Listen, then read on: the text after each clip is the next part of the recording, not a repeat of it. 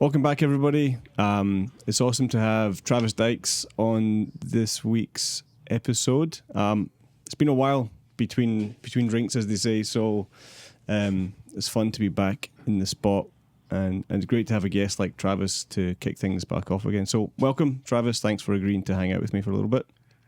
Oh, thanks for having me. I always love doing this. Yeah, great.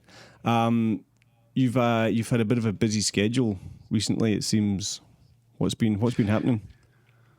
Man, honestly, I've been on tour here recently. I played with a worship artist named Charity Gale, and we've been on tour just going around to a lot of different places here in the United States. And then on top of that, teaching clinics and doing the whole YouTube grind. It's just been, when I'm at home, it's busy. When I'm not at home, it's busy. so it's just like. Do you have a family?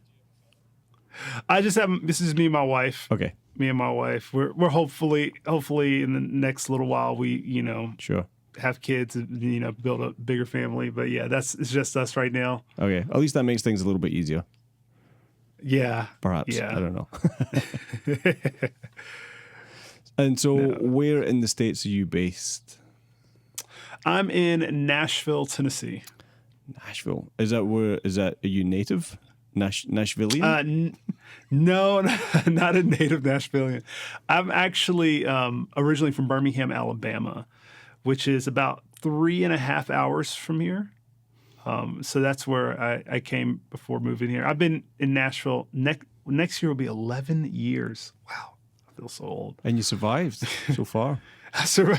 So far. I mean, I'm here. I'm going to take a stab in the dark and say that you probably didn't move to Nashville for the country music. No, I actually didn't know anything about country music before coming to Nashville. Literally the only artist that I ever knew about before Nashville was Garth Brooks. Okay. And that was it. I didn't know anybody else. And since moving there, has that changed? Has it kind of? You must have seen some good stuff. Oh yeah. It's definitely changed. It's Nashville's one of those places where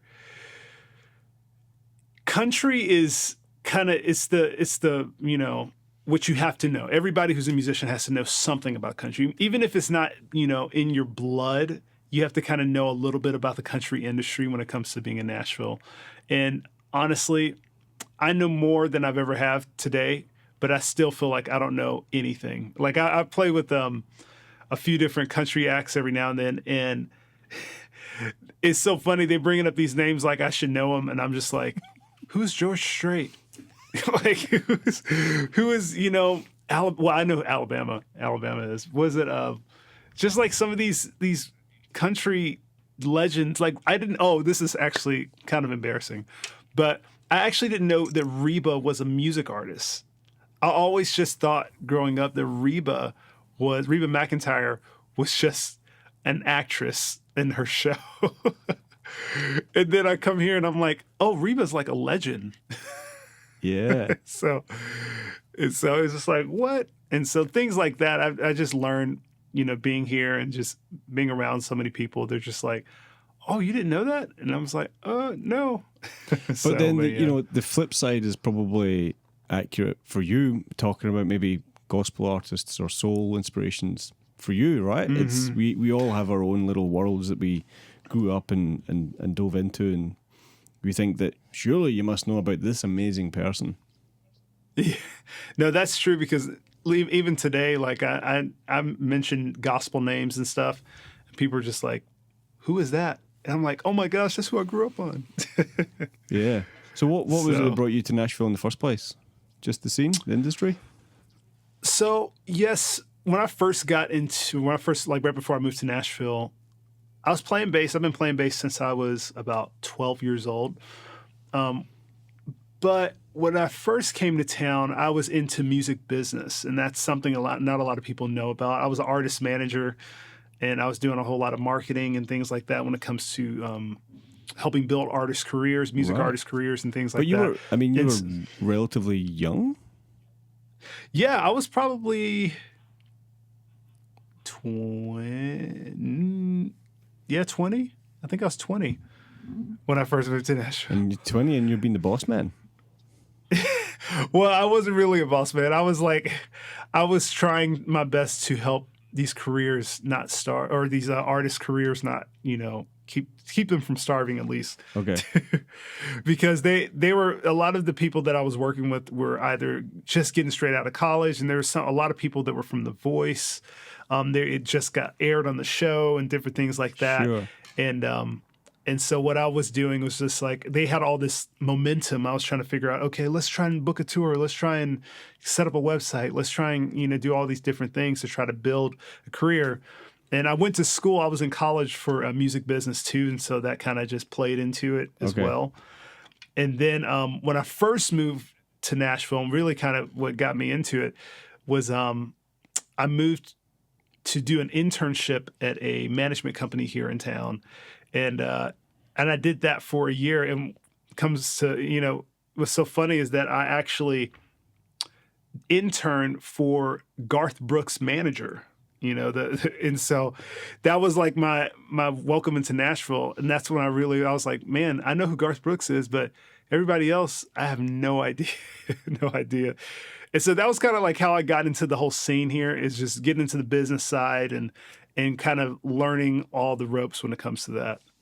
And, 10, 11 years ago, I'm guessing in terms of promotion and that kind of stuff, it wouldn't be quite as easy in terms of like Instagram or YouTube or, that kind of live video content, which a lot of artists rely on now. Yeah, it wasn't as well. I was still kind of doing it, but it was not as popular as it is today. Like, I think whenever I was getting started on like YouTube and Instagram and doing all that stuff, it was just, man, I felt like I was the odd one because I would just post these videos and people would be like, oh, that's cool. And then it's just like, all right, this is fun. People watch. Yeah. and then I started to notice people actually were like, hey, can you play for this thing? Or hey, can you play for this event? And I was like, sure. So you started to get like real world work out of it. Yeah. Yeah. Yeah. And I've grown up in the church world and the gospel world. And so like I was already doing events and things like that just from just church, things and church, opportunities and such. But what social media did for me, honestly, it's kind of put me in front of like more musicians, and it changed kind of my whole concept of, music, because instead of just being in front of people in my church who most of them have no idea anything about music, I'm in front of people who are actual musicians.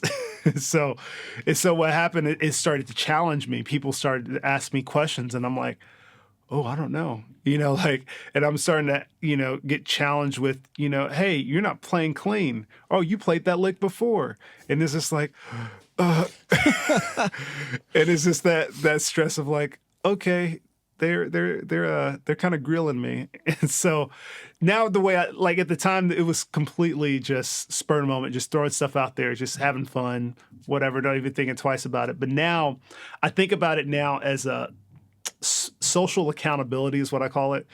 And so basically what that means is that you're accountable to the people who watch you. You're accountable to your followers. And so that whenever I started doing that, I didn't realize that was what was happening, because whenever somebody's like called me out and said, hey, you played that lick before on another video, or hey, you did that same thing on something else, it was what is telling me is like, hey, you've got to get better. You've got to start expanding your phrasing. You got to start expanding your toolbox to be able to play better, because people are noticing when you're just going back to that tool that you've had in your back pocket for five or 6 years. You know what I'm saying? And so I will say that's kind of, I feel like, what helped elevate me when it comes to just like bass playing and just being a musician in general. That's really interesting that the feedback spurred you to actually do, get better at whatever it was that you were doing, instead of just, some people might be kind of like, whatever, I don't really care what you think, you know. But it all depends on, I guess, like why you're doing what you're doing, you know, like why do we put videos up on Instagram? Why do we put videos up on YouTube?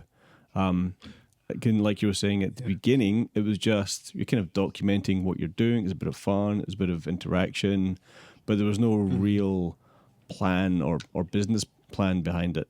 But it's, these days, it's very hard to maybe separate the business plan, you know, accounts from just the creative accounts. There's obviously a bit of a blurred line in the middle, but it's different landscape. Well, you know, and there's honestly, I just did a video about this, which I don't know. There's a lot of people who I've seen who watched this video, but it was a very deep dive I did on my channel talking about how to record for social media, like how musicians record for social media and things like that. Great. It's a video I've been wanting to post for a while. I took some time and I really tried to answer some questions that I think I have whenever I was first getting started. But the way that I start the video off is actually talking about that, like the purpose of using social media. Because I don't think people think about that. You know, they just post and they're just like, well, it's good or it's not, you know. But there's actually strategy when it comes to it. Like, because what makes something good or what makes something successful or unsuccessful is based off of the reason why you're doing it. You know what I'm saying? Because if the purpose of me posting on social media is to get gigs, if I get gigs, then I'm doing it right. You know, like, but if the purpose for me is to get better and people to like kind of be my accountability partner socially and to being like, hey, I heard that before. Hey, I did that. Then when they say that, then you're successful. You know what I'm saying? And so whenever you start to, I think when you start to think about those things and think about, okay, what's the purpose of what I'm doing? It actually allows for you to not feel like you're unsuccessul.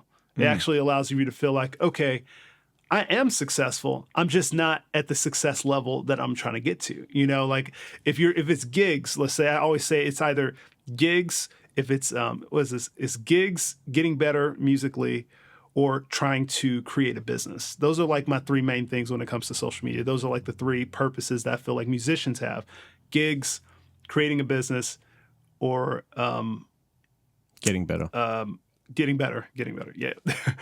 But those are kind of my three main ones there, because if you're starting to get gigs, like if you get like one gig every 3 to 4 months, hey, there's some progress if that's your purpose in it. Okay. And if your purpose is to do that, now you try to get more of that, you know, which gigs it's kind of tough to gauge that, because sometimes you don't want to get a whole bunch of different gigs. You just want to get one really good one, you know? And that's a whole nother thing in itself. But once you know that that's your purpose, when those things start to happen, then you're successful.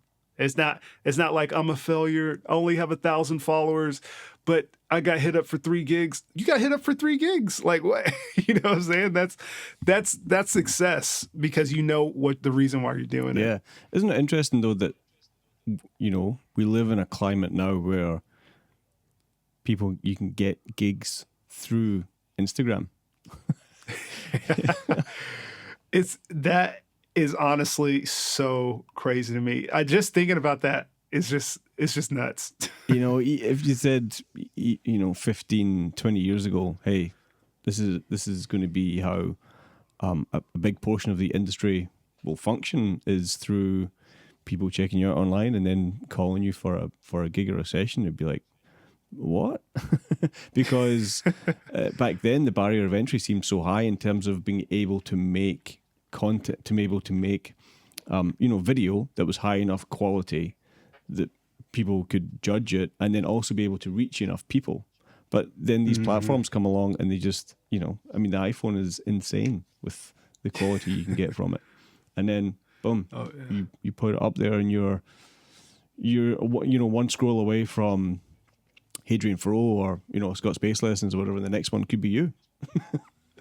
Well, but that's the thing. It's social media. I feel like if people really understood the power of it, they wouldn't take it as lightly as they do, because it was created for just social, like just interacting with people, interacting with humanity. But when you use it, that's the reason why so many businesses take such care when using it. Well, sometimes they take care of it, but it's just like they're so serious about it. They're so serious about social media. They put so many marketing dollars behind it because they realize it's the new billboard sign outside. You know what I'm saying? That's like, if you don't have a social media account for any business or anything that you're trying to do, then you could pretty much be invisible.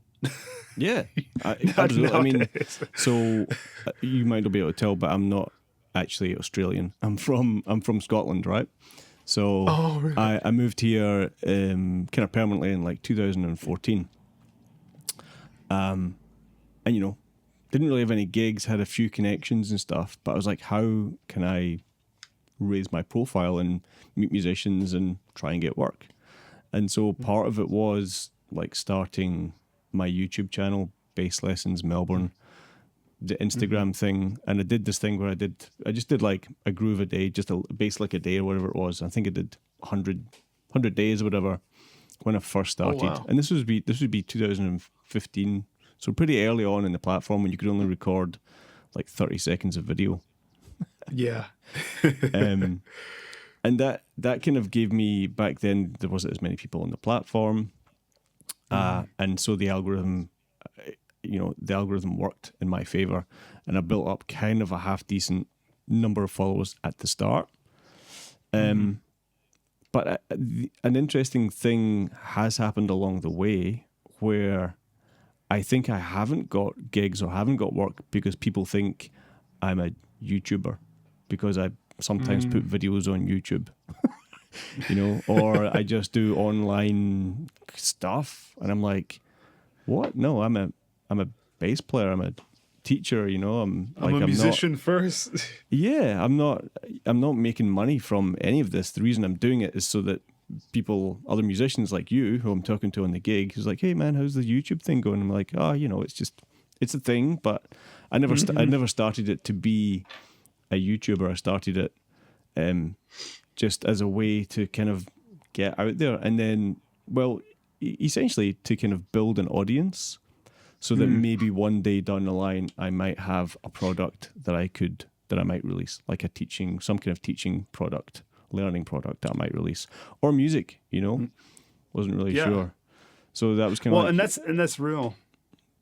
That I think that's something that I didn't realize, because the same way I started my YouTube channel was the same kind of thing. It's like I was just putting it out there because I just felt like, I was like, oh man, if I have this epiphany, maybe somebody else will have this epiphany too, and that was kind of like my reason for putting videos out there and starting my channel. It wasn't ever like, I never had a strategy. Like I remember the first time somebody asked me about my channel, they was like, how many subscribers do you have? And I was like, I don't even know. And I looked up, on my phone, and it was like I saw 1 and a 2, and I was like, "Oh, okay, I got 12 subscribers, whatever." Because that was literally what it was. And then I went back later and I looked, and I actually have 1,200 subscribers, 1.2K, and I was like, "What?" That's like, because it was not even like a thing where I started and I was just like, "Oh yeah, I got this plan. I'm gonna post this amount of times." Like I was so bad about posting, it was crazy. If anybody followed me back in that time, they're just like, okay, I post a video in 6 months, is like, where you at? So, but no, what I think now is started to show me is, because I do know like that this is something I want to do as a career, and what I've kind of like wanted to do, like as a musician, as a career, I wanted to travel and do the session thing, but as I do this more, play with bigger acts, do a lot more things and a lot more aspects in the music industry, I realize that there is a place where you're going to want to retire, not in the sense of like never playing music again, but in the sense of like, I don't want to wake up at 3 a.m. for a lobby call. Like, I don't want to have to go and play with this artist that just has a van. Like certainly not week in, week out anyway. Yeah, not week in, week out. And the thing is that I know that I'm always going to travel and play music for the rest of my life. There's hands down. That's my bread and butter. That's like what I live by. It's my, music. But at some point, everything you want to be able to have control of it. You want to be able to enjoy it versus like sometimes going and doing so many gigs and living this lifestyle where you just don't know if ends are going to ever meet.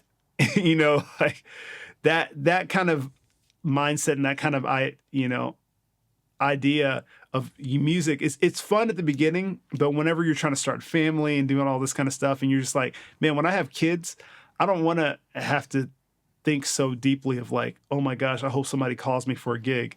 Yeah, exactly right. You're relying on other people to employ you. Exactly. And that's the reason why like creating a channel and doing, Instagram and different things like that is creating a pathway for you to have that stability in the future. Even if you're like, okay, I'm not going to try to have a family until for the next 5 or 7 years. Start now, because in 5 to 7 years, it's going to take you 5 or 7 years to build that audience. Right. Yeah, exactly. Because when that baby comes along, you're not going to have the time or the patience or the energy to start building an audience. Your partner's going to be like, what are you doing making bass videos? And it's like, okay. Let's go get a real job. It's like, oh. Yeah. But do you also find that maybe people don't understand that path, and they look at some of the larger Instagram or YouTube accounts and they just kind of think they just want to be famous?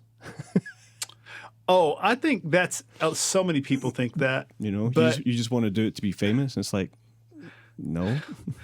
Well, it's just like I heard somebody say in the interview, I can't remember who it was, but they were saying that fame is the negative side of like notoriety, is like the negative side of being successful. Yeah. and for some people, they're just like, fame is great, but when you actually have real fame, like I don't feel like I have real fame at all. Like, I don't feel like I'm, or whatever. But I've been around some Grammy Award winning artists and musicians, and like they can't even fly in a normal airport. They have to fly private because they're so famous. Like that's a whole nother level. And I think people just think they look at that as like, oh my gosh, that's so amazing. I wish I could fly private. But then you start to lose touch with society and you start to get isolated, because now it's just like, I have to be on my own plane. I can't just go and, people watching the airport. It's probably a good thing that we're just doing bass videos, right? Because I don't think we'll have that problem. I mean, I hope you do, but I think we'll be all right. Right, exactly. I mean, like, the most popular bass player is definitely even you think of the most popular bass channel on YouTube, Davey 504. Like, he could walk in an airport. He probably will always be able to walk in an airport. You know what I'm saying? Yeah. It's really, really fascinating, the path and the paths that are open to players these days. But it's interesting you talking about the accountability side of things, and how, when you are making content either for Instagram or YouTube, there is that thing at the back of your mind where you're going, this is going to be up there forever, potentially. A ton of people are going to put eyes on it. It has to be good. So there's that. It does kind of encourage you to hold yourself to a higher standard a lot of the time. The trouble is that the competition, like making YouTube videos, doing these kind of videos is easy, but making a YouTube video, oh man, it's I hate it. It's a whole nother animal. It literally is a whole nother animal. I remember somebody asked me, I get this a lot of people are just like, man, I want to start a YouTube channel. And they're like, yeah, I've been, doing stuff on Instagram. I was like, okay, Instagram and YouTube are two very different beasts. because I remember I've always posted stuff on Instagram, but I've never thought about Instagram as a way of creating a business per se until just like probably within the last year, maybe. And still, even then, YouTube is my number one when it comes to that. But I realized like I've been doing YouTube for so long that when I went to start doing Instagram videos, I was like, that's it. That's all I have to do to get it. Like it's like a 30-second video of like, and I'm sitting here putting 30-minute videos on my channel. Yeah. What is your YouTube subscriber rate at the moment? My subscriber count, I think it's like 174,000 subscribers right now. And was there a period where it was kind of plateau, or has it just always been on the up? Was there something you did that caused a spike? You know what's so funny is that I didn't really start paying attention to that until I started getting close to 100,000 subscribers. But I will say this, to talk about when it kind of felt like it peaked or flattened out a little bit, it was probably when I hit 100,000 subscribers. Because whenever you're looking at, if you're under 100,000 subscribers, you see that 0.4 or 0.7. So it's like 50,000.7 or 50,000.3. And it gives you a little hope because you see that number change and it changes pretty quick. But when you get to 100,000, it only goes up at 1,000 new subscribers. So it's a lot slower. Yeah, and so right. I remember I hit 100,000. I was like, oh man, I'm about to get to 200,000 in the next 6 months. And I'm like, what happened?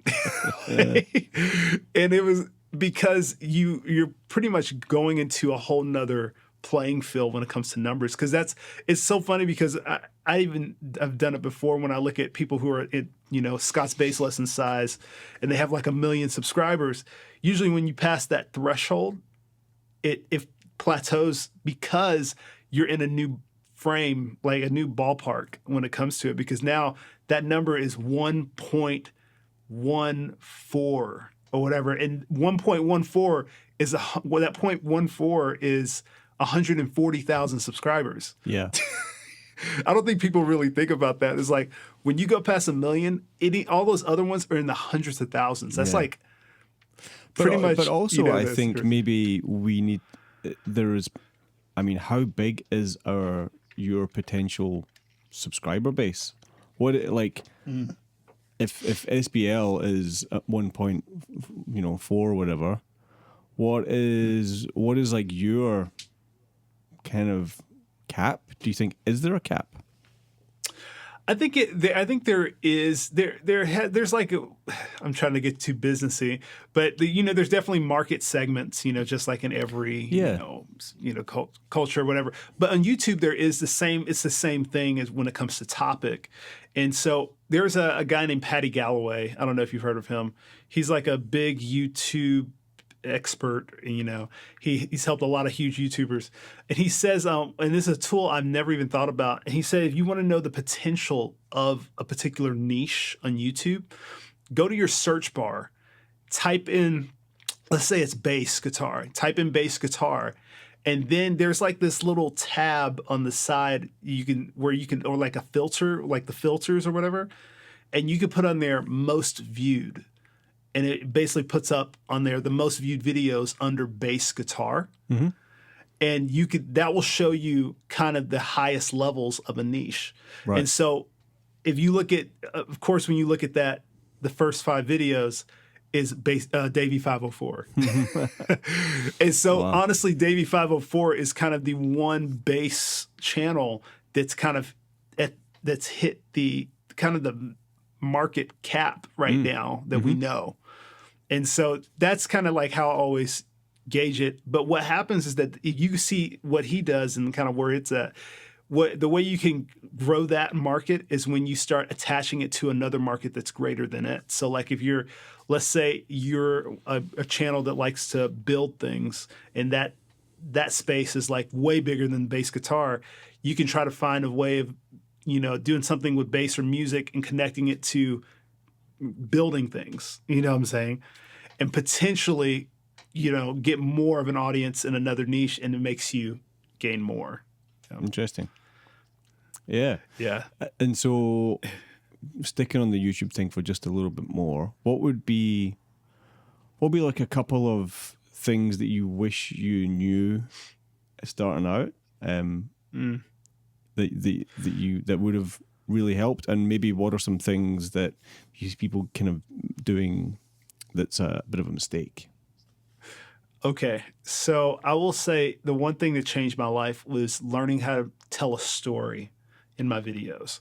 That's something we, as musicians, we think about it musically, but we don't think about it actually in a video, in a visual, like telling a story. I remember the thing that changed, I felt like my channel's whole trajectory was when I started studying how to tell a story. Right. And that I was watching takes these videos. Sorry, jump in. But that takes a good degree of technical planning, technical skill with cameras and audio and placement and sound recording. Like, that's a whole other way of thinking about it that as musicians, maybe especially as bass players, we're much more kind of like start point, end point. Like, you start playing the bass line and you get to the end and that's it. But when you're shooting like a video and you're telling a story, you're doing things out of order. You're doing things in different places. You have to have the whole thing planned out, shot by shot. And so I think that for me, that was one of the biggest things, was understanding like how videos are made. Well, and honestly, what it is that whenever somebody says something about storytelling, I always was like, oh, okay, whatever. My channel's not like that. Oh, my channel doesn't do stories. Like I was like one of those people because I didn't understand how it worked for what I was doing. It's storytelling's in every type of video. It doesn't matter if you're gardening or if you're playing bass or if you're, cleaning carpets. Like, there's storytelling built in all of these incredible, like all these people who have like followings and things. It's all within the content. And what I honestly started doing is I started figuring out, okay, how can I lead somebody down a road where it's like, this is the beginning and this is the treasure at the end of this journey? How do I get them from here to here? And that was the thing that helped me a lot. Because even with when it comes to teaching videos straight up, it would be like, okay, I have an intro, get them curious about it. It's like, ooh, I'm curious, I want to watch this video. And then after that, I'm like, okay, so this is where we're going to start. So this is part of the reason why I do this this series on my channel called Beginner to Pro. When I do these bass lessons, I take one concept and I take it from a beginner level all the way through to a pro way of thinking about it. Mm-hmm. And the reason why I did that is because of the storytelling arc when it comes to that. Because you're building on something versus just saying, here it is, and then end the video. You know what I'm saying? Like, yeah. It's telling a story of like, here's the beginning. If you know nothing about this is where we're going to start. And then if you're somebody who already knew about the beginning side, you got something waiting for you at the end. You know what I'm saying? And it gives that story arc of where it's like, no matter if you're a beginner or if you're pro, if you just keep watching, you're going to get something. You know what I'm saying? And when I started learning that concept, that I feel like that it not only was it a big challenge, but it changed my life when it came to just creating content in general. But I will say, you said to answer your second side of your question, something that that wasted my time, I guess, is something that could like kind of potentially hurt me. I don't want to say anything negative. It can hurt you. It can slow you down. But the thing is, like, those things are part of the journey. And so once you learn, go through that, it really is just part of getting better. But I will say something that if you can, fix it early, is audio. The audio and the video quality side of your videos need to be very high. Like, because that was something I think when I was doing a lot of gospel videos, or I still do gospel videos, but a lot of gospel videos, I looked in the niche and everybody's just like, they have their their iPhone and they're using their front camera and it looks like smudged and it's just like the audio sounds like and it's just like it's almost like they just recorded from their phone, microphone from their phone. And it just wasn't good. And so the thing is that I can't even watch a video if somebody posts something, and this is crazy because nowadays it's normal to record good audio and good video, but some people still post and it's just from their phone. It's just their phone audio.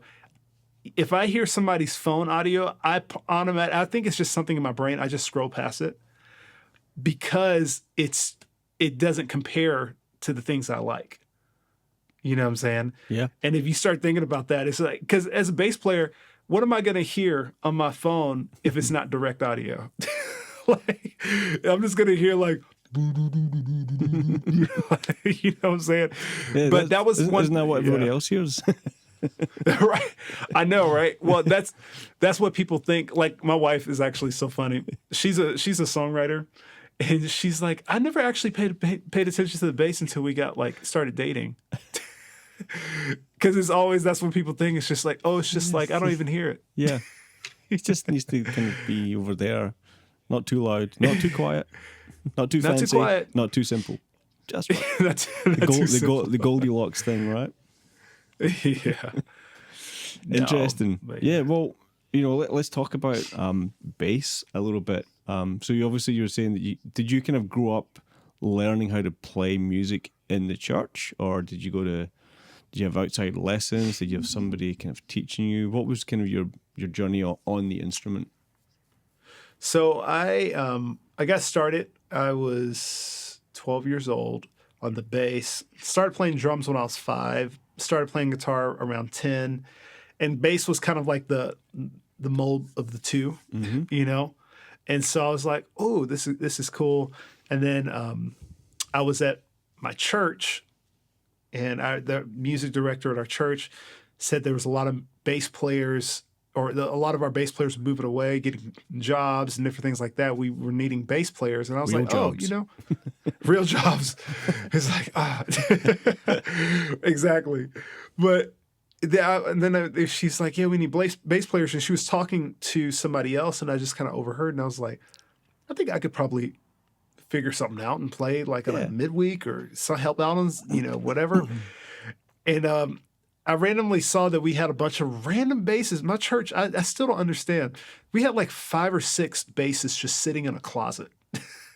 And I was just like, okay. And I asked my pastor, and I was like, hey, do you care if I take one of these and see if I can learn something on it just to help, for service? And my pastor's like, yeah, take it. He's like, in 6 months to a year, you could be playing your first service. And I was like, it's going to take that long? It's only bass. I was like, it's only the bass. No, it's so I really hunkered down, and I was like, man, I'm not going to wait 6 months for this. And I just really hunkered down. And it wasn't as easy as I thought. But as far as, because I played in a more gospel side, so it wasn't just getting up there playing four notes, Yeah. And so I think it was about 2 or 3 months I played my first service after, just getting started. And that was kind of how I got introduced to playing bass.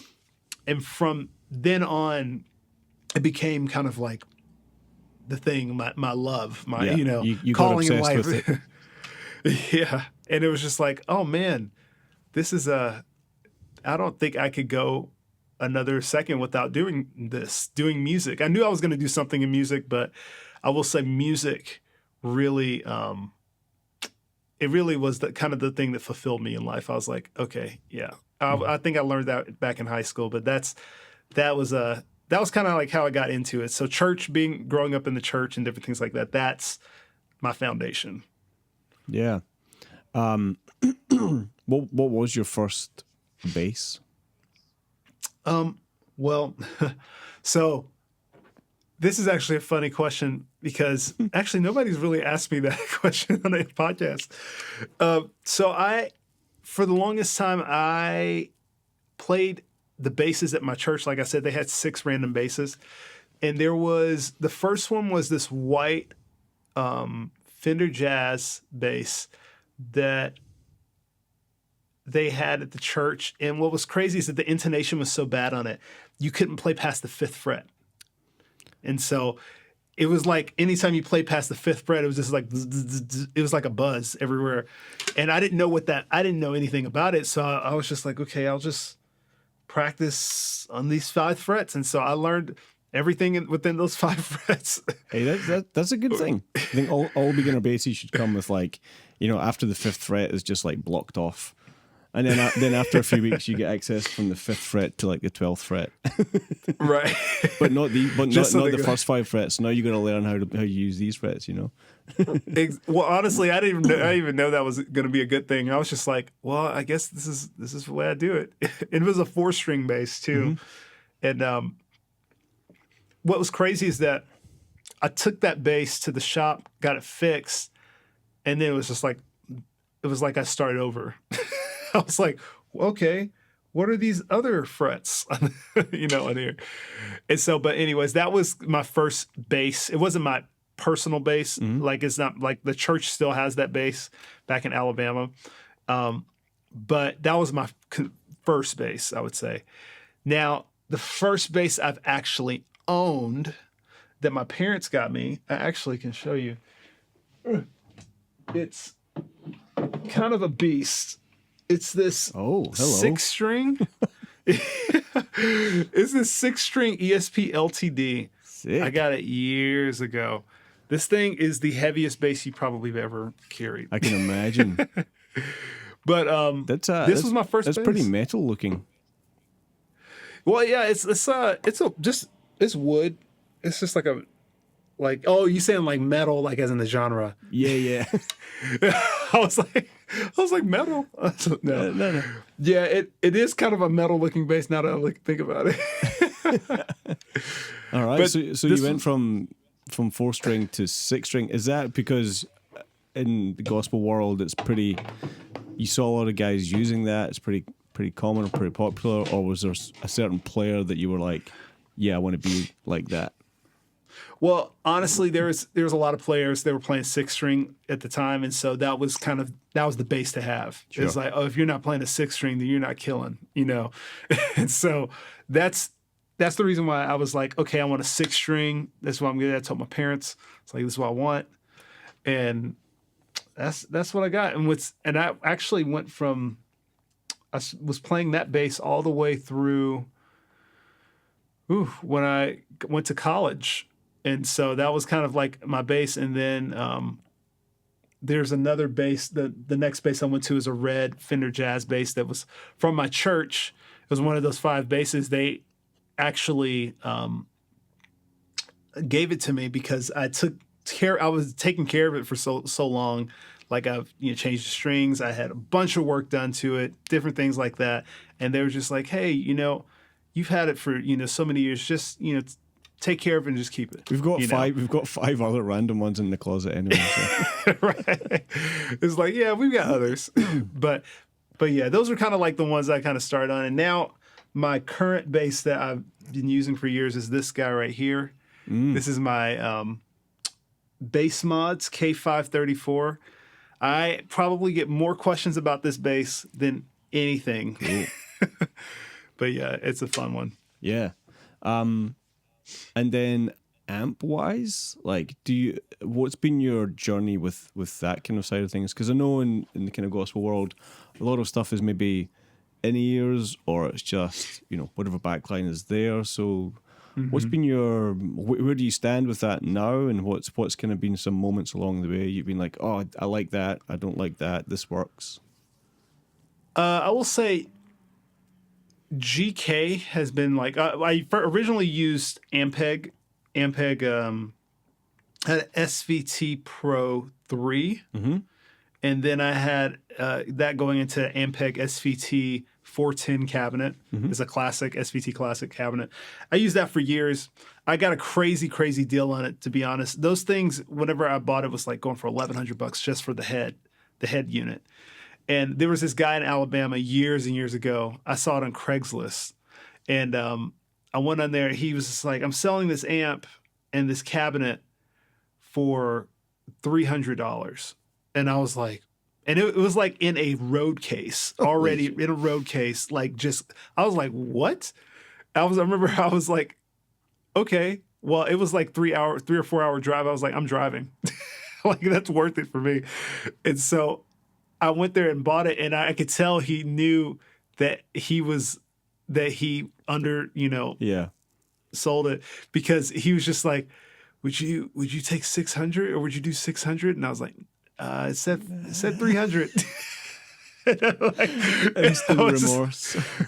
And then I was like, I'm sorry, I'm sorry.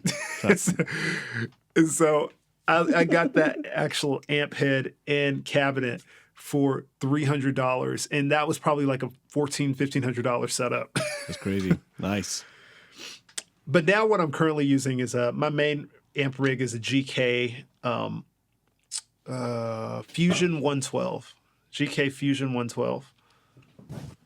And so that's like my rig. And honestly, I'm actually doing a video because combo amps back, I don't know if you know about this, but like back in the day, combo amps were just like practice amps. Like that wasn't really anytime I saw a combo amp, I was like, oh, give me something professional, like that has a separate head and a amp cabinet. But nowadays, the combo amp is like, that is the amp to have now. And so my rig now is the GK Fusion 112, but with an extension cab on the bottom of it. Yep. And that's pretty much what I do, because that amp cabinet that I have right now is like $1,700 just for one. You know what I'm saying? But it's the best amp I've ever played in my life. And so that's kind of what I travel with. And the reason why I do that is because you can stack it as many or as high as you want to, or you can have just a single amp. Yeah. It's one of those ones where you don't have to just lug in this massive thing. You could choose what you want. Yeah. Yeah, kind of modular setup is definitely the way to go for when you're doing a bunch of different gigs, right? Oh yeah, for sure. Yeah. So you know that I want to ask you, because you're in that world, I'm not, but you know that Sheree Reed video? Yes. Like that was huge for me, because it was just like, this is one of the funkiest, most amazing bass things I've ever heard. And then the more I kind of dug into it, I was like, oh, this isn't necessarily that uncommon in gospel music, you know?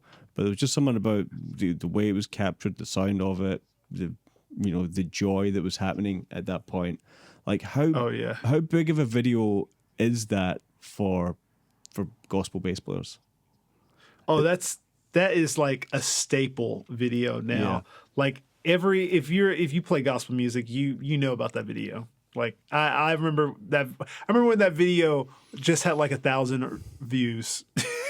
You know, I remember when it first came out. Now it's like maybe like 7 million views or something like that. It's something crazy, because it's such a staple. And I think the reason why so many people are so enamored with it, because it really embodies what gospel music is, especially when it comes to bass playing. Because you're up there and he's like pocket, and then he waits, and then he does this crazy lick, and it's just like lands perfectly, and the groove doesn't leave. And so really, I feel like that's been kind of the pillar or the compass for a lot of people of like, hey, this is where we need to be as gospel bass players. You know what I'm saying? Yeah. And so everybody knows, every gospel bass player I know knows about that video. Yeah. Interesting. And so how do you, because it is quite, I don't want to say flashy, but there's moments where there's a lot of notes happening, but it still feels good, right? How do you balance that in your playing, that approach of the groove, but with the excitement from those runs and those maybe reharmonizations and those rhythmic shifts, all those things that's happening? Like how much of that is like planned, like can you talk to me a little bit about that kind of, I guess, like gospel approach? It actually, what's crazy is that a lot of people think that the gospel approach is different than, people like Pino Palladino or, these really huge bass players that are in the, more R&B and pop world. It really is all pretty much the same. It's just different phrasing than what, is normal in other genres. It's just like every genre has their things. Like if you play in blues, it's going to be a 1-4-5. Everybody in blues knows the 1-4-5. If you're playing, but then also within blues, there's those little things. Maybe it's a quick 4, or that's a 2-5 turnaround. Right? All these kind of little things in the turnaround that when you're in the blues scene, like about that. So yeah. Yeah, exactly. And in the country scene, there's that same thing as well.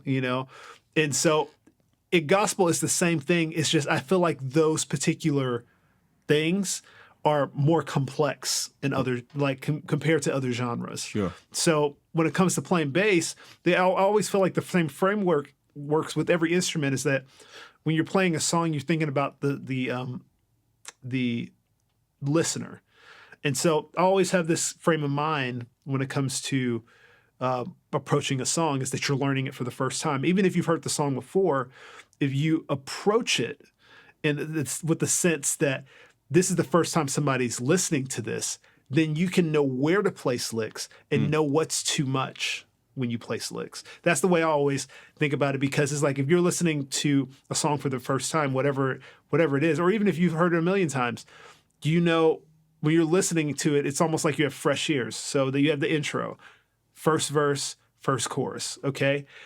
The first verse and first chorus is the first time this person's ever heard the song. So you want to keep a pretty pocket. You want people to know what the part is, the bass line. What is the actual bass line? Because if you don't know what the bass line is, how do they know when you change it? Mm-hmm. How do they know when you add something if they don't even know what the foundation is? You know what I'm saying? And so that's the reason why the first time you go through any section for me, I always make sure they know what is the foundation. And then when you go to that verse 2, second chorus, third chorus, that's when you can open up a little bit more, because they know what home is. Even if they don't know exactly what the notes are, they can feel it when something just feels the same and it feels like grounded, like with a bass line or, whatever. Then when you add like a little lick or something, then it's just, oh, wow, what was that? I don't even know what that was, but I felt that, because you're waiting until their ear learns the song. Yeah. I guess obviously that's also something that can vary depending on the band, right? Because if everybody starts doing that at the same time, there's a danger that there's nothing for these things to hang off of. Well, and what happens too is that's when chemistry starts to come into play. It also depends on how many band members are in your band. Because like when I've played in a trio and it's just me, drums, and a guitar player, and the guitar player singing, I have all the space in the world. I could take it almost just about every spot, because the guitar player that's singing is focused on singing. He may do one thing, but all that other space is pretty much between drummer and bass player. Like that's pretty much it. You know what I'm saying? Yeah. But whenever you're playing in a group of like with an orchestra or anything like that, you've probably got one moment the whole song. Like you only have one moment, one chance, because there's just not enough space to do it. Now, I will say, with playing with artists and different, live recordings and different things, albums like that with the same crew, I've developed some chemistry with some band members that it's just like, it's insane, to where we know where each person's going to play, because we just know each other that well. But then if there's like one of those things, you're playing with 5 or 6 band members and you're trying to choose spots, you choose spots. Be like, hey, I'm going to take this spot. And then somebody's like, hey, I'm going to take this spot. Then that gives you that leeway of, being able to everybody have their own spot without getting on top of each other. And so it is kind of, it's part of the musical language. It's kind of expected. Like, what if you just did the whole straight pocket thing for like 7 minutes? Would people be like, how do you, what happens? I don't necessarily think on bass people this is bass player's gonna hate me for this.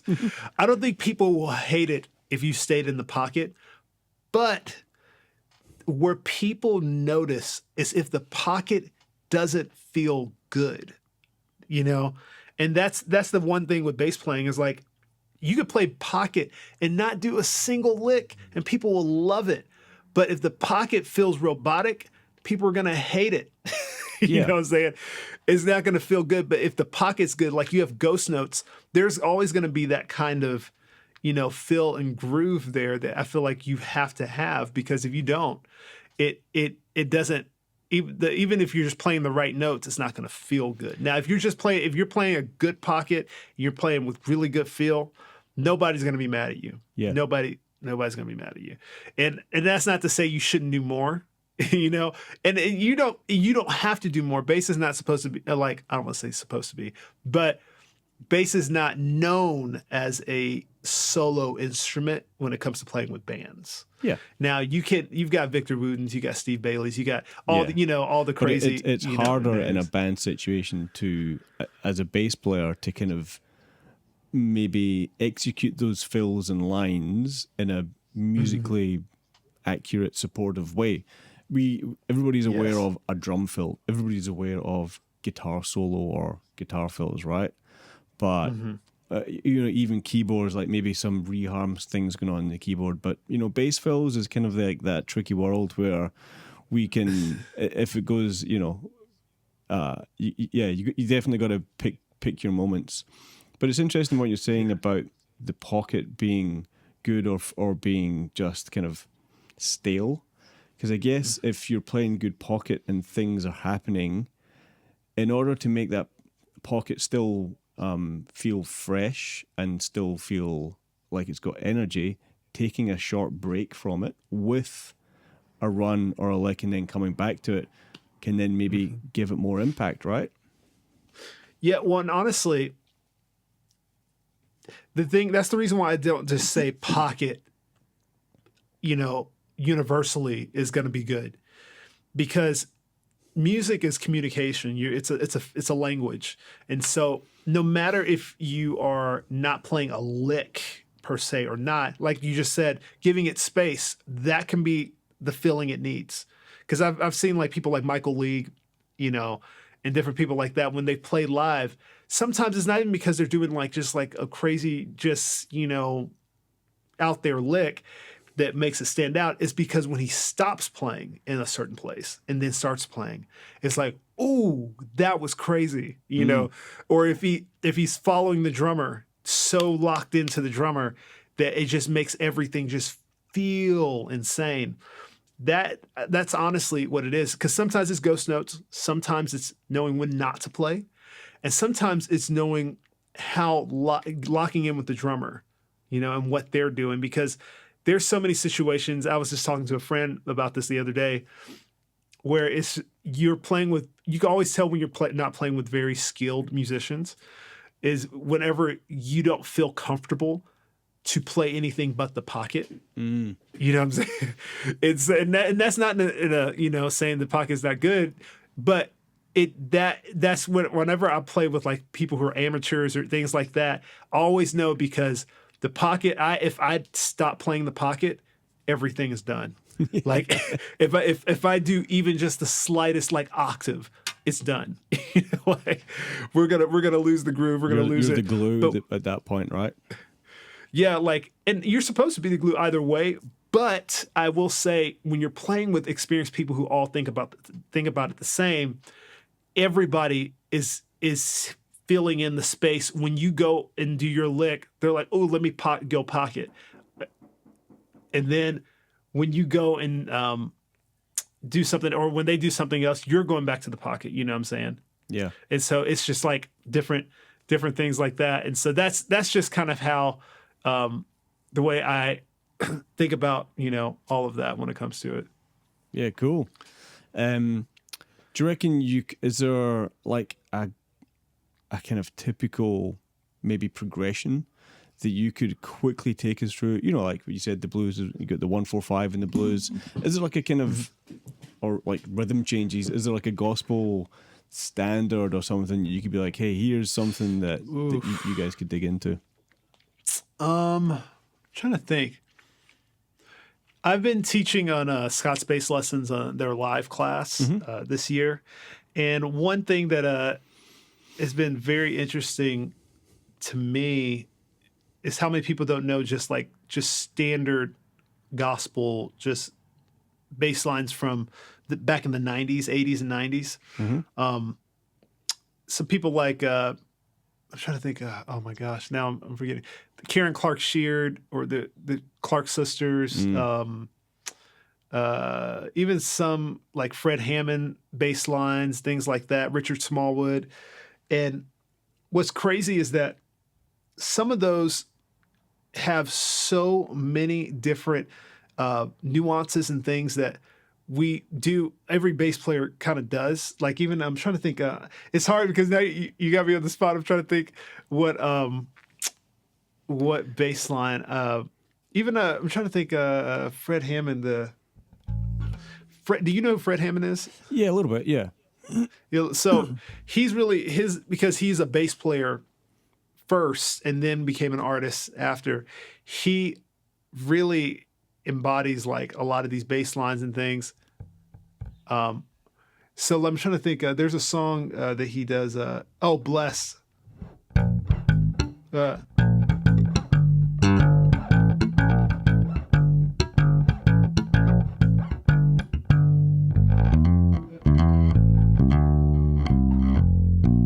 So that's a very common progression. My gospel people are going to get me for that one because I forgot it because I was trying to figure out what key I was going to do it in. So it's just like a simple.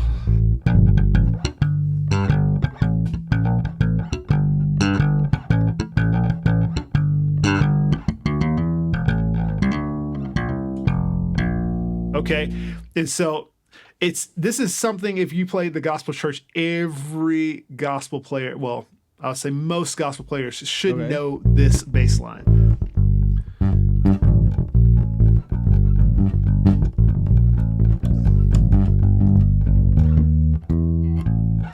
So this is like so yeah, you can think about this. So this is like is it kind of like because then you got like that's one of the things that is always so intriguing to me is the harmonic, ambiguity that happens a lot of the time, or these hits and stuff. You're like, whoa, what is happening there? So yeah, talk to us a little bit what's happening. Here we go. So it pretty much this is where like in jazz 2-5-1s, it's basically a bunch of 2-5-1s. Yeah. So this is like. So this is just so. Let me see. Are you tuned? So to, usually are you tuned to E flat? No. No, I'm just tuned standard. Okay. This is B-E-A-D-G. So this progression starts on is a 4-3-2. Okay. So when you do this, so this is a 7-3-6. And then 5-1-4. Yeah.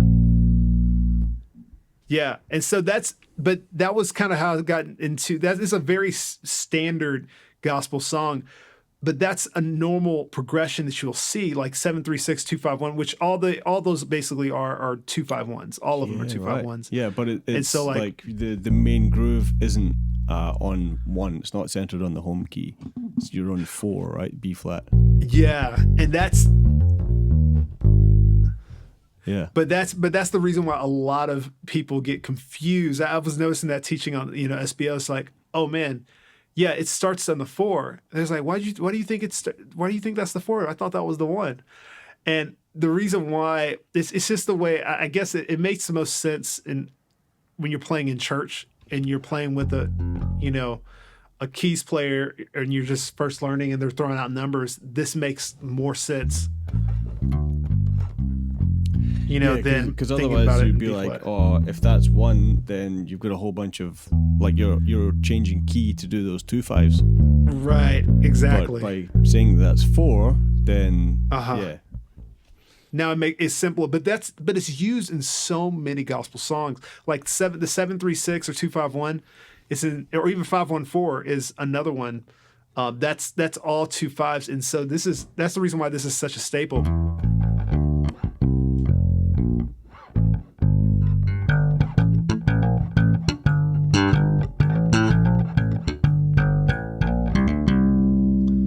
And that's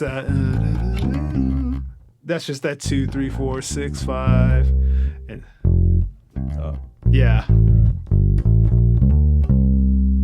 yep, Yeah. exactly. Yeah, interesting. But And that bass sounds so good. Yeah, well, it does actually. I think it's the verse.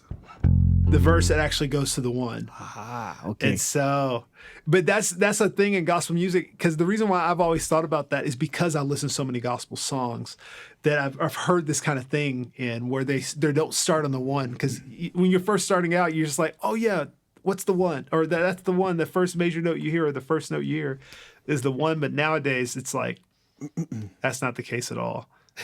That's really interesting. And it's also interesting the parallels to jazz with the 2/5s, and then also to the Nashville number system, talking about the numbers, right? Right. Honestly, in churches where I didn't even realize Nashville number system was a Nashville thing, because I knew about it because I was playing at church. There was a guy he was teaching me about it, and he was just like, he's like, yeah, you got to play, 5, 6. Because I started the first gig I ever had as a bass player in a church was like actual gig and getting paid for it was at this church where it's just me, a keyboard player, and a drummer, and the pastor would get up and just start singing. We never knew what song he was going to sing. He would just start singing, and then the piano player would sit there for a second. He'd be dun, dun, dun, dun, dun, dun, dun, dun, and then he just starts playing with them, and then he just gives me the numbers, and that's how we played. Right. And that's I think that is a reason why so many gospel players that I've met or listened to or whatever seem to have magic ears, because that's how you've learned a big part of your craft, right? Is on the spot in situations like that. And I think that used to happen a lot with jam sessions, right? Blues, any of these kind of social musical things, like they were learned generally by ear on the gig, at the jam, whatever, whereas, and it's interesting that like my ear's okay, but it's definitely, I haven't really been in situations where I've had to kind of figure out complex stuff like that. I've done a bunch of corporate wedding gigs where it's just like, I don't know this pop song, but it's going to be a 1, a 6, a 5, a 2, and a 4 kind of thing, and one's obvious to me because I'm used to hearing that kind of language. But it's interesting, where we are now, where people, musicians, beginners, people who've been playing for a long time, they really expect everything to be spelled out and handed to them to learn something. And then it's crazy. Whether or not they do the work is up to them, That's a real thing. That's something I haven't really thought too. Well, the more I get back into teaching a little bit more, I realize, like, man, people really, if you don't have it in a tab or if it's not in sheet music, there's like, I can't play it. I'm like, oh, we're there. Like we're at that point where it's just like you're not using your ear anymore. It's just like, it's just all and the thing is, I don't want people to think I'm against charts. I am not against charts. I'm totally for it. Charts have helped me in so many situations. But the thing is that the ear and actually listening is music to me. You know what I'm saying? Because when it comes to like reading a chart's really, in my mind, only a reference. when it comes to actual music. Now, if you're playing with the orchestra or something like that, you have a ton of people you're playing. Yeah, you better stick straight to that chart, because the person who orchestrated it, has a certain thing that he wants you to play. But still, at the same time, the way you play it, the feel that you have when you play it, still is something you have to use your ear for. Yeah. That's not something that the chart doesn't necessarily show exactly the feel. Like it could tell you, forte, mezzo forte, how loud to play it. But if you slide into the note, if you use a hammer on to go into it or whatever it is, that's your ear. Yeah. You know what I'm saying? That's your using expression. It's using your musicality. Like it's all the things that you've learned in the past coming to fruition at that point, or whether or not you've done your homework for whatever the gig is. Are you playing the right inflections? Or are you should it not be that? Like if it's how short should those short notes be? Yeah. There's different kinds of shuffles, not that one's better or more right than the other, but it's like, do you know which one to use when? It's your ear, but also a broader awareness, I think, of musicality, musicians. Well, the way that I think about playing now, the older I get, I start to think about it as really like a language. And when it comes to like a language, where do you learn most of your phrases? You do learn things in school. You learn that, the theoretical things about English and how to speak. But you learn when you're in social environments. You learn when you're at the grocery store. You see your mom, how they talk to the cashier, or you're at a restaurant and you're ordering from the waiter. That's how you learn how to speak in social situations. It's the same way with music. You learn how to speak when you get into situations with other musicians. That's really how you learn to speak, and it's really hard for people to get to that point if you're only playing things from a book. Mm-hmm. You know what I'm saying? That's the reason why people there's this notion that I heard that you have Instagram musicians now, where it's like they're great, they sound great on video, but when they get into a musical situation, they can't vibe. They can't feel a moment.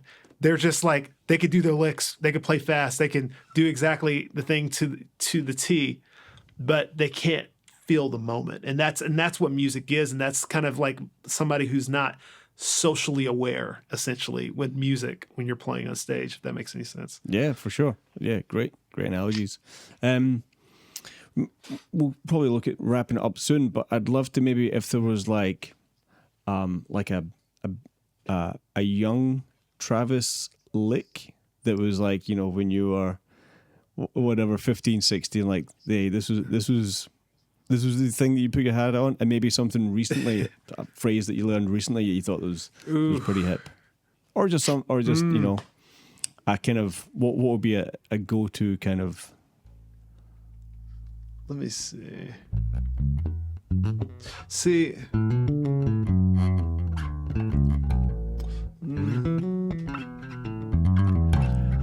Do you center a lot of your playing around ninths, would you say? It depends. I will say when I discovered ninths, I was doing them for everything. Yeah, right. Whatever is it. So like this little well, this is not a ninth, but I think it's a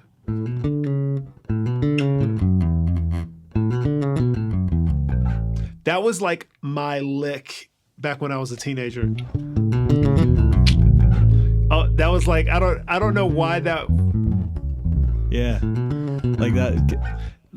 That's popped up. That's kind of in my phrase book as well, and I'm not sure if we got it from the same place. I got it from it's a Pinot lick. Pinot's like one of my biggest inspirations. It probably came from me too, like Pinot, like me watching Pinot. Yeah. But that's where I got it from. I'm sure it's a global phrase, right? Right.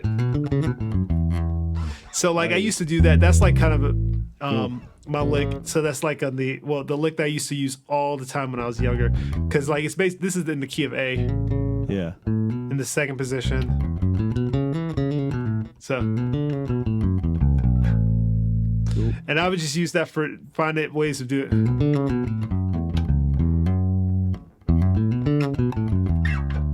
You know, I would find whatever the next chord was, you were going to use that lick to get there. I was going to use the lick.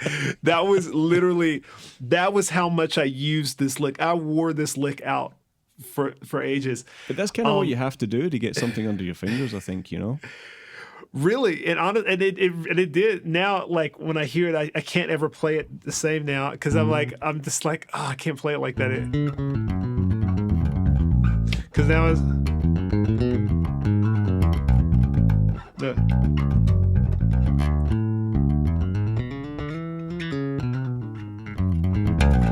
So like that's this kind of like now become a phrase that I use to maybe start a lick. Sure, but you know it's just a segment of it as opposed to the whole thing. Yeah, but I feel like that's part of like your toolbox. You know, once you get your toolbox to a certain point, you know, you're just like, oh, I'll go back, 10 years ago and grab that little tool that I haven't used in a while for this one little thing. And so, but as far as stuff that I'm working on currently, something I've been really interested in here recently is kind of like using chromatics and then also using superimposed pentatonics, which, not to get too deep. So like doing okay, which that's blues. So like doing things where I'm finding ways of adding that chromatic phrase. Yeah, so we're still kind of A, right? Mm-hmm. But so like, yeah, like that. Yeah. Isn't that the lick from Adam Neely? Yeah, kind of. But I mean, I guess there's that kind of classic like blues, whatever. Yeah. Yeah. Yeah. But that's kind of the same idea of this, like. Yeah. And that's cool. just that's kind of some of the things I'm working on. And then also I said chromatics. What's the other thing I said? Oh yeah, the superimposed pentatonics of like playing like, so this is your normal pentatonic right there. But to superimpose it and think about it like it is adding the seventh to it, or thinking about it as the third position instead of the first.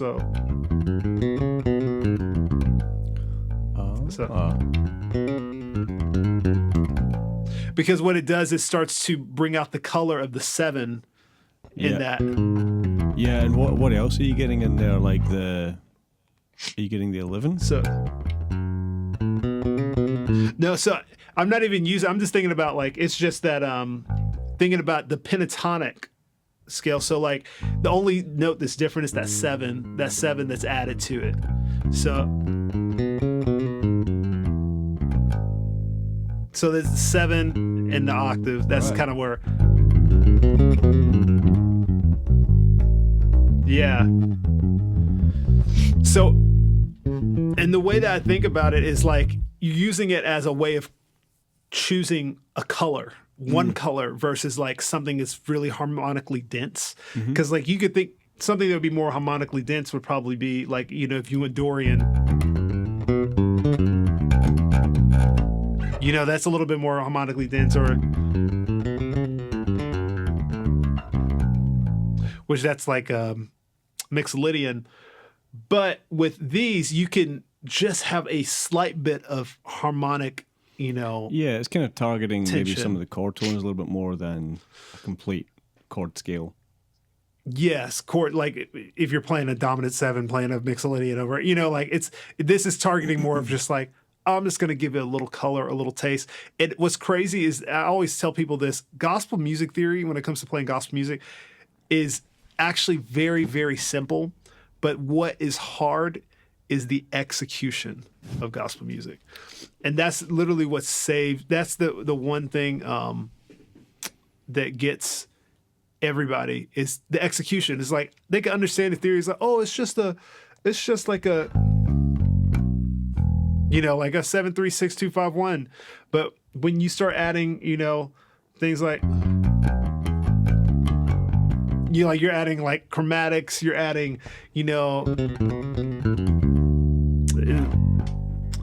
like you're adding all these extra things. There's like, hold on, that's a 7-3-6, but how'd you play that so fast? Or, yeah, but you're why does it adding sound the accent, the language of the music, right?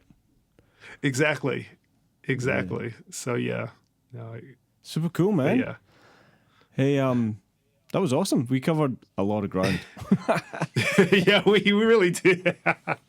So much. I was like, man, we went from YouTube to bass.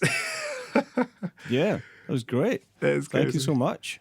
All right. Yes, sir. This was a lot of fun. Thank you so much for having me on. No, I'm glad we finally made it happen. It's been fun. Yes, sir. All right, Travis. Thank you. All right. Thank you, man. Take care. I'll see you. I'll chat to you later. Bye.